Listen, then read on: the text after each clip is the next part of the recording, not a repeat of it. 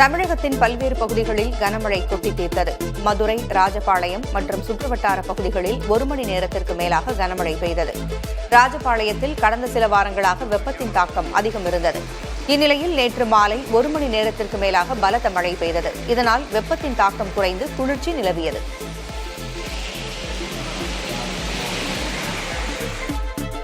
தூத்துக்குடி மாவட்டம் திருச்செந்தூரில் 1 மணி நேரத்திற்கு மேலாக பொழிந்த கனமழையால் சாலைகளில் மழைநீர் பெருக்கெடுத்து ஓடியது. கடந்த சில நாட்களாக வெயில் சுட்டரித்து வந்த நிலையில் மழை பெய்தது.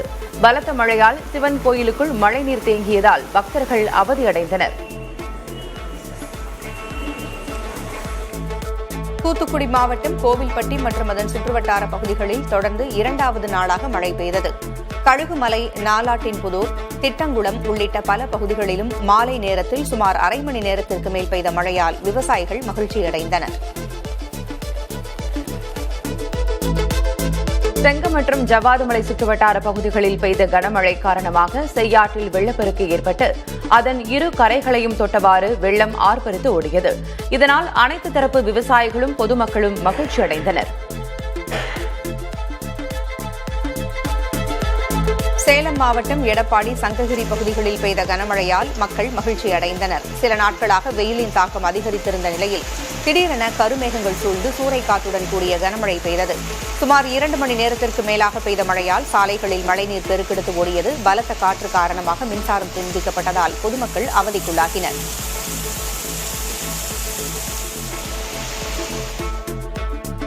ராமநாதபுரம் சுற்றுவட்டார பகுதிகளில் பரவலாக கனமழை பெய்தது. ராமேஸ்வரம், பாம்பன், மண்டபம் உள்ளிட்ட பகுதிகளில் சுமார் 1 மணி நேரத்திற்கு மேலாக கனமழை பொழிந்தது. இதனால் ராமேஸ்வரம் கோயிலுக்கு வந்த பக்தர்கள் அவதியடைந்தனர்.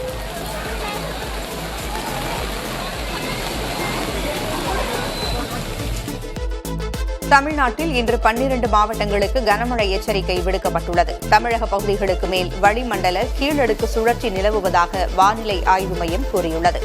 இதனால் கிருஷ்ணகிரி, தருமபுரி, சேலம், திருப்பத்தூர், நாமக்கல், திருச்சி ஆகிய மாவட்டங்களிலும், திண்டுக்கல், மதுரை, தேனி, விருதுநகர், சிவகங்கை மற்றும் ராமநாதபுரம் ஆகிய மாவட்டங்களிலும் கனமழை பெய்யும் என்று தெரிவிக்கப்பட்டுள்ளது.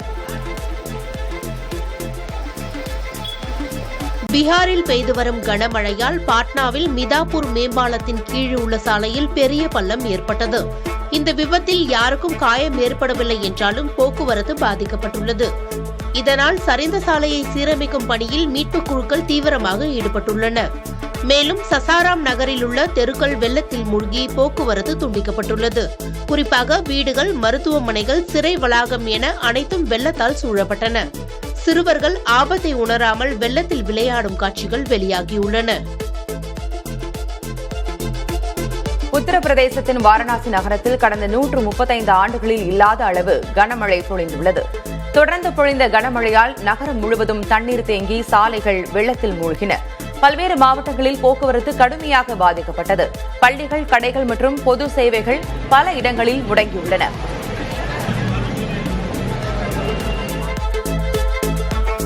விடுமுறை முடிந்து பொதுமக்கள் சென்னைக்கு திரும்புவதால் பயணிகளின் வசதிக்காக நெல்லை மற்றும் மதுரையிலிருந்து 2 சிறப்பு ரயில்களை தெற்கு ரயில்வே இயக்குகிறது. அதன்படி மதுரையிலிருந்து இன்று இரவு 7 மணிக்கு புறப்படும் முன்பதிவில்லா மெமு ரயில் இயக்கப்படுகிறது. அதேபோன்று நெல்லையிலிருந்து மாலை 4:40 மணிக்கு முன்பதிவில்லா சிறப்பு ரயில் இயக்கப்பட உள்ளது.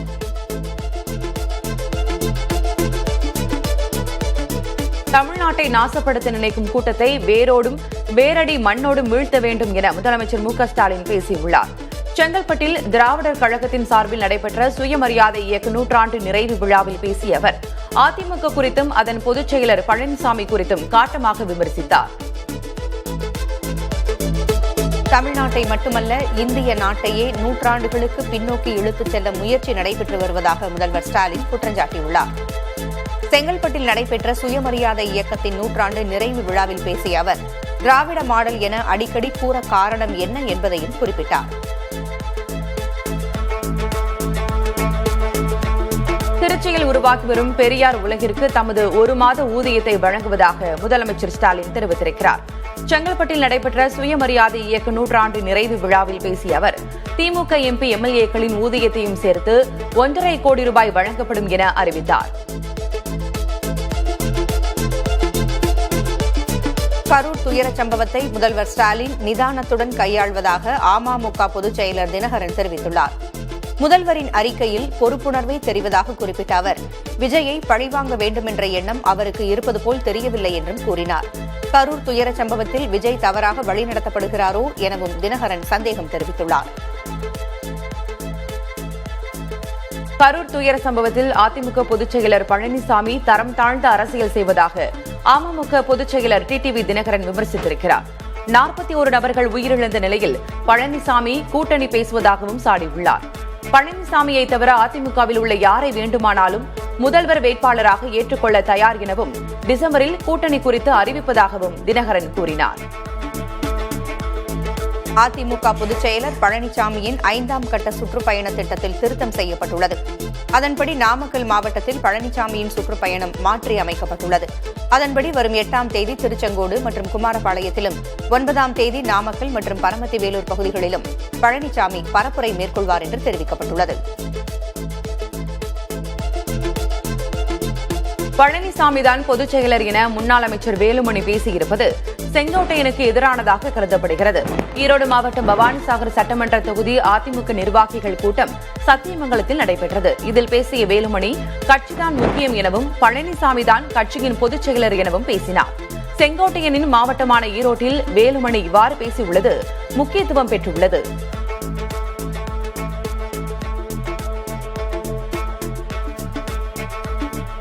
கரூர் வேலுச்சாமிபுரத்தில் தேசிய பட்டியல் இனத்தோர் நல ஆணைய தலைவர் கிஷோர் மக்வானா நேரில் ஆய்வு செய்தார். கூட்ட நெரிசலில் சிக்கி 41 பேர் உயிரிழந்தனர். இதில் 17 பேர் பட்டியலின மக்கள் என்று கூறப்படுகிறது. இதையடுத்து தேசிய பட்டியல் இனத்தோர் நல ஆணையத்தின் தலைவர் கிஷோர் மக்வானா நெரிசல் சம்பவம் நடந்த கரூர் வேலுச்சாமிபுரத்தில் ஆய்வு மேற்கொண்டார்.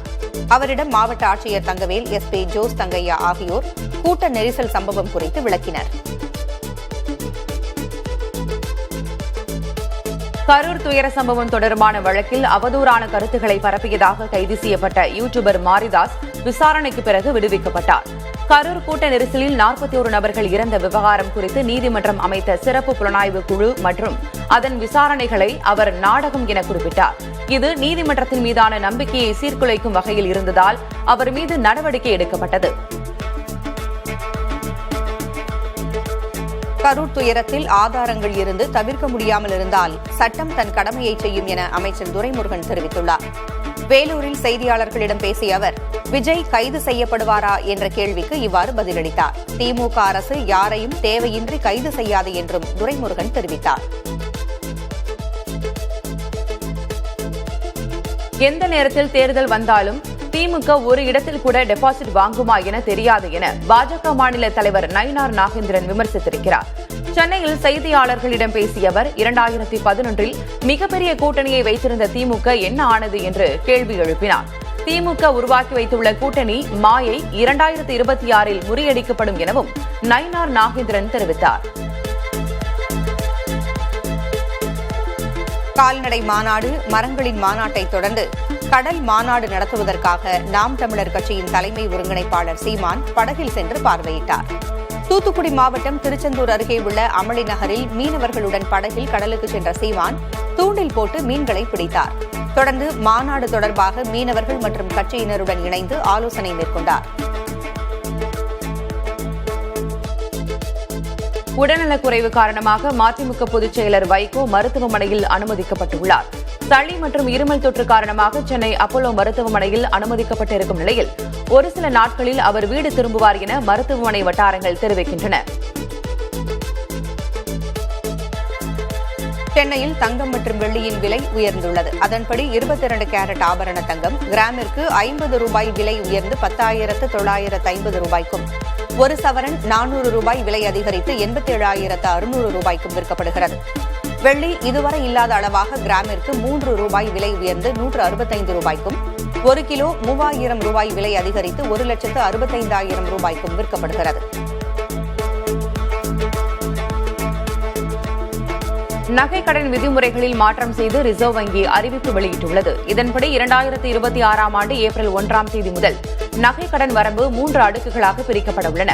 2.5 லட்சம் ரூபாய் வரை கடன் பெறுவோருக்கு நகை மதிப்பில் 85 விழுக்காடு கடனாக வழங்கப்படும் என தெரிவிக்கப்பட்டுள்ளது. வங்கிகளில் உரிமை கோரப்படாத 1,84,000 கோடி ரூபாய் மதிப்பிலான சொத்துக்களை உரியவர்களிடம் திருப்பித் தரும் பணிகள் தொடங்கப்பட்டன. உரிய ஆவணங்களுடன் வந்தால் உடனே பணம் உரிமையாளர்களிடம் வழங்கப்படும் என மத்திய நிதியமைச்சர் நிர்மலா சீதாராமன் தெரிவித்துள்ளார். இந்த பணிகள் குறித்து விழிப்புணர்வு ஏற்படுத்த உள்ளதாகவும் அவர் தெரிவித்துள்ளார். இங்கிலாந்து பிரதமர் கீர் ஸ்டார்மர் 2 நாட்கள் அரசுமுறை பயணமாக அடுத்த வாரம் இந்தியா வருகிறார். பிரதமர் நரேந்திர மோடியுடன் இருதரப்பு பேச்சுவார்த்தை நடத்தவுள்ளார். இந்த சந்திப்பில் இரு நாடுகளிடையே எதிர்கால உறவுகளை மேம்படுத்துவது குறித்து விவாதிக்கப்பட உள்ளது. மேலும் இரு தலைவர்களும் மும்பையில் நடைபெறும் உலகளாவிய பின்டெக் திருவிழாவில் கலந்து கொண்டு முக்கிய உரையாற்றவுள்ளனர்.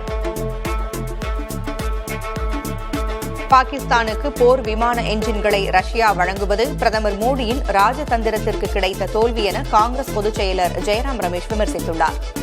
பாகிஸ்தானின் JF-17 போர் விமானத்திற்கு ரஷ்யா என்ஜின்களை வழங்க உள்ளதாக கூறப்படுகிறது. இந்த போர் விமானங்கள் இந்தியாவிற்கு எதிரான போரில் பயன்படுத்தப்பட்டதாக தெரிகிறது.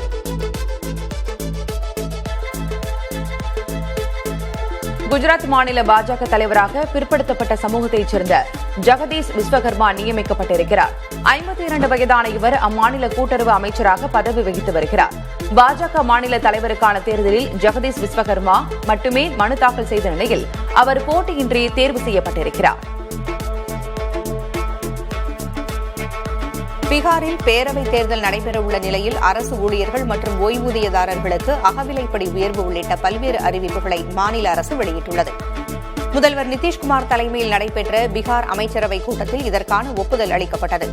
அதன்படி பீகார் மாநில அரசு ஊழியர்கள் மற்றும் ஓய்வூதியதாரர்களுக்கான அகவிலைப்படி 55 விழுக்காட்டிலிருந்து 58 விழுக்காடாக உயர்த்தப்படுகிறது.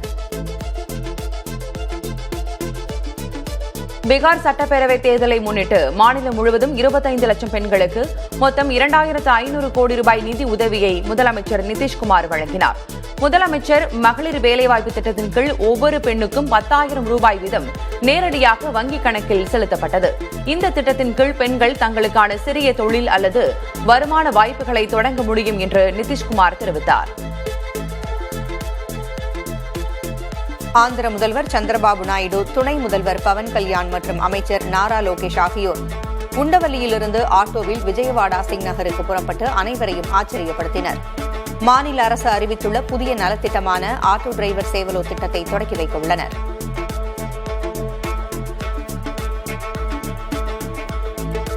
மதச்சார்பற்ற தேசிய ஜனதா தளத்தின் தேசிய தலைவர் மற்றும் முன்னாள் பிரதமர் தேவகவுடா வரவிருக்கும் அனைத்து தேர்தல்களிலும் பாஜகவுடன் கூட்டணி தொடரும் என தெரிவித்திருக்கிறார்.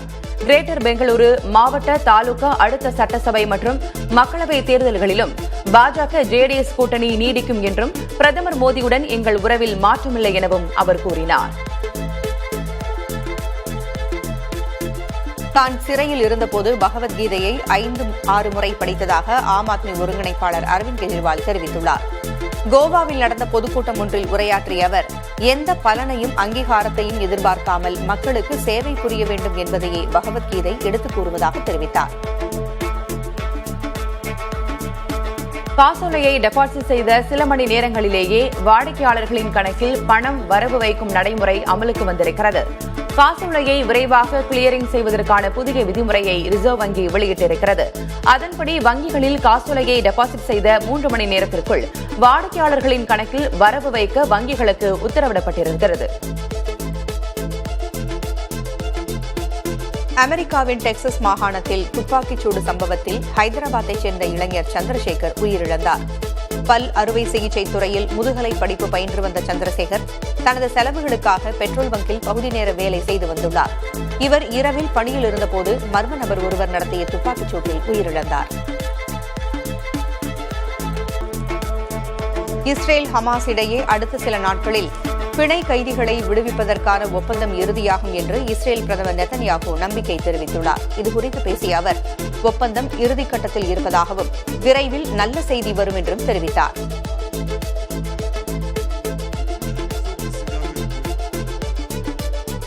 அமெரிக்க அதிபர் டிரம்ப் முன்வைத்த அமைதி ஒப்பந்தத்திற்கு ஹமாஸ் சம்மதம் தெரிவித்ததை அடுத்து பிணை கைதிகளை விடுவிப்பது குறித்த இறுதி பேச்சுவார்த்தைக்காக அமெரிக்க பிரதிநிதிகள் எகிப்துக்கு சென்றுள்ளனர். அதன்படி டிரம்பின் மருமகன் ஜாரட் குஷ்னர் மற்றும் அமெரிக்க தூதர் ஸ்டீவ் விட்காஃப் ஆகியோர் எகிப்திற்கு பயணம் மேற்கொண்டுள்ளனர். இஸ்ரேலின் கடல்வழி தடையை மீறி காசாவிற்குள் நுழைய முயன்ற மேலும் 137 சமூக செயற்பாட்டாளர்களை இஸ்ரேல் நாடு கடத்தியுள்ளது. கைது செய்யப்பட்ட இந்த செயற்பாட்டாளர்களில் அமெரிக்கா, இத்தாலி, இங்கிலாந்து உள்ளிட்ட பல்வேறு நாடுகளைச் சேர்ந்தவர்கள் அடங்குவர். இவர்களில் 36 பேர் துருக்கி நாட்டைச் சேர்ந்தவர்கள் என்று அந்நாட்டு அரசு தெரிவித்துள்ளது.